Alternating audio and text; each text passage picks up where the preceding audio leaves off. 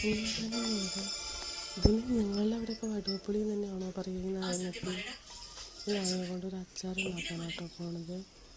പക്ഷെ ഞങ്ങളിവിടെ ചിലവർ തോല് ചെത്താതെ അച്ചാറുണ്ടാക്കുന്ന കണ്ടിട്ടുണ്ട്. പക്ഷെ ഞങ്ങളിവിടെ തോല് ചെത്തിയിട്ടാണ് അച്ചാറുണ്ടാക്കുക. കാരണം ഭയങ്കര കയ്പ്പായിരിക്കും. 2-3 തവണ അങ്ങനെ ഉണ്ടാക്കിയിട്ട് ഞങ്ങൾക്ക് ഭയങ്കര കയ്പ്പാണ് ഉണ്ടായത്. പക്ഷെ തോല് ചെത്തിയിട്ട് അച്ചാറുണ്ടാക്കുമ്പോൾ കഴിക്കാറില്ല. ഞാൻ ചെറുതാക്കി അരിഞ്ഞിട്ട് വലിയ ഇതായിട്ടൊന്നുമല്ല കേട്ടോ ഉണ്ടാക്കുന്നത്. നല്ല ഓണത്തിന് വേണ്ടിയിട്ട് ഉണ്ടാക്കുന്ന അച്ചാറാണ്. അത് നന്നായി മുറിച്ച് 2 ഭാഗമായിട്ട് മുറിച്ചിട്ടാണ് കേട്ടോ ഇങ്ങനെ ചെയ്യുന്നത്. എല്ലാവരും ഇങ്ങനെയൊക്കെ തന്നെയാണ് അച്ചാർ ഉണ്ടാക്കുന്നത്. വെറുതെ ഒരു വീഡിയോ എടുക്കുന്നത് മാത്രം. അതിൻ്റെ കുരുവൊക്കെ ഞങ്ങൾ മാറ്റും. കുരു ഇട്ടാൽ കയ്പ്പുണ്ടാവും എന്ന് കേട്ടിട്ടുണ്ട്. കുരുവൊക്കെ അതിന് മാറ്റി വെച്ചിട്ട് ചെറിയ കഷ്ണങ്ങളാക്കി ആക്കിയിട്ട് ഉണ്ടാക്കിയിട്ടുള്ളത് കേട്ടോ.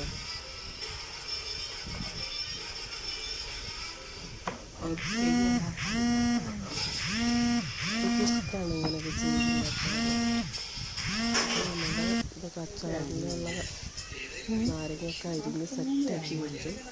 ഇനി ഇതിൽ ആദ്യം നമ്മൾ ചെയ്യുന്നത് സെറ്റാക്കാനായിട്ട് ഉണ്ടാക്കാൻ വേണ്ടിയിട്ടാട്ടോ. ആദ്യം ഇതിലേക്ക് ഇതൊക്കെ അരിഞ്ഞ് ചെറുതാക്കി സെറ്റാക്കിയിട്ട് അതിലേക്ക് മുളക് പൊടി, ഉപ്പ്, കറിവേപ്പില, പിന്നെ പച്ച വെളിച്ചെണ്ണ നമ്മൾ ഒഴിക്കും.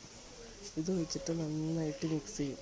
എന്നിട്ട് ലാസ്റ്റ് എന്ത് ചെയ്യും, കടുക്, ഉലുവ, കറിവേപ്പില, വറ്റൽമുളക്, അതുപോലെ അച്ചാർ പൊടി ഇട്ടിട്ട് ചൂടാക്കിയിട്ട് മിക്സ് ചെയ്യും.